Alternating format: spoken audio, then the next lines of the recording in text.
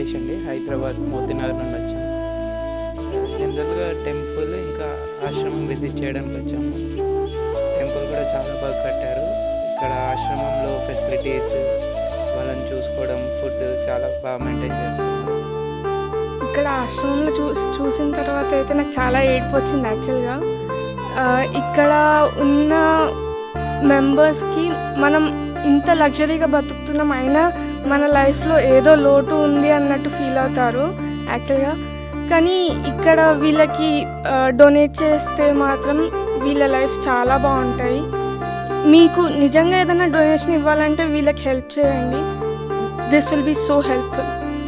బయట వేరే దానికి టెంపుల్స్కి చేస్తారు, చాలామంది చేస్తారు టెంపుల్స్కి, కానీ టెంపుల్స్ కంటే కూడా వీళ్ళకి చేసింది మీరు లైఫ్స్ నిలబెడుతున్నట్టు ఉంటుంది దానికి.